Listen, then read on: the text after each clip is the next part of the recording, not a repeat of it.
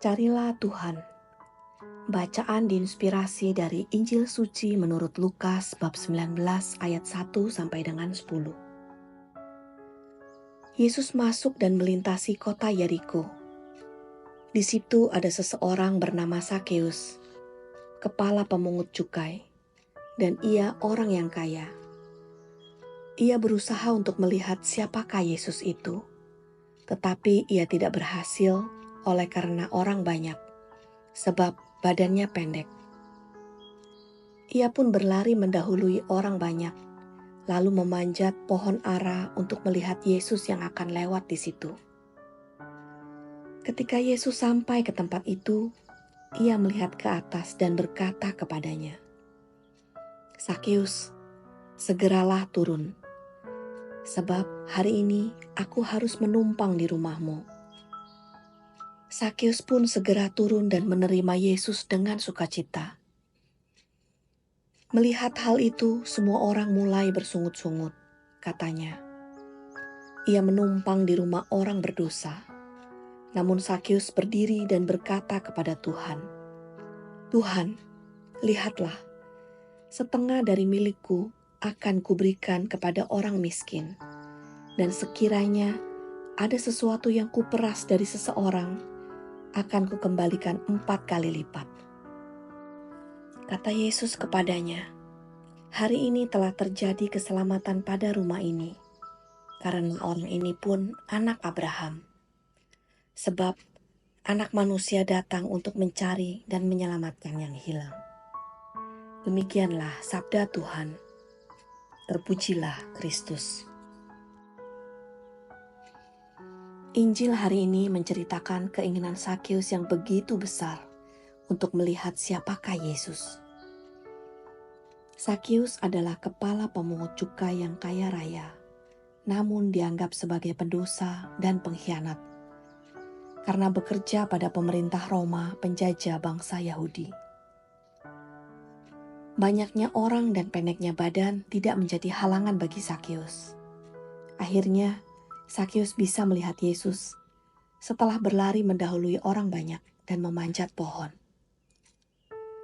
Menjelang akhir hidupnya, Yesus tidak melupakan Sakeus.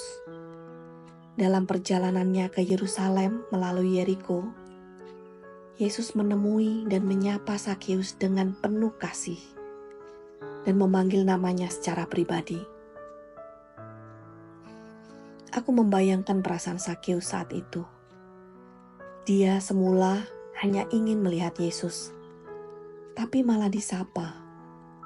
Bahkan Yesus berkata ingin menumpang di rumahnya.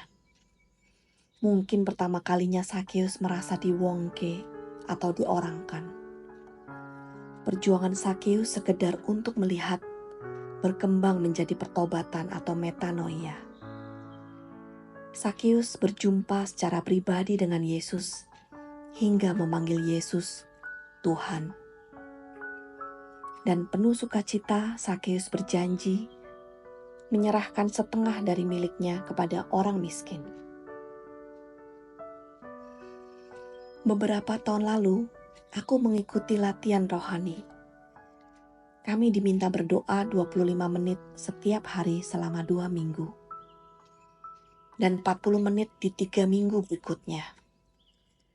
Perjuangan yang tidak mudah bagiku. Hanya dengan kekuatan dari Tuhan aku dapat menyelesaikannya. Aku berniat melanjutkan kebiasaan baik ini walau telah selesai program.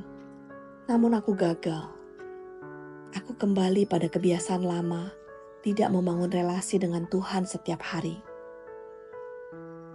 Aku menyadari ternyata pencarian pada Tuhan tidak hanya di 5 minggu itu saja, tapi seharusnya menjadi bagian hidupku setiap hari.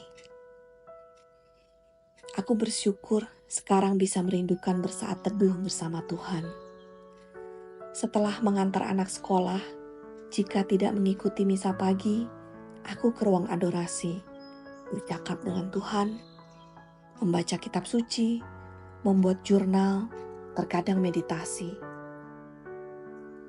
Sampai kini tetap merupakan perjuanganku agar saat teduh tidak hanya menjadi rutinitas belaka, tetapi mampu mengubah diri hingga memurnikan hati ini. Aku ingin membangun suasana batin penuh kekuatan, hikmat dan sukacita sebagai bekalku memulai hari. Bagaimana dengan Anda? Marilah berdoa. Tuhan Yesus sahabatku, terima kasih Engkau selalu ada untukku, sabar menungguku untuk datang padamu setiap saat. Ampuni aku yang sering bebal, tidak mendengar dan mengerti maksud-Mu. Tolong selalu murnikan hatiku Tuhan, dan berilah aku rahmat untuk mencintai-Mu, hingga mempunyai kerinduan untuk memikirkan-Mu dan mencari-Mu setiap saat.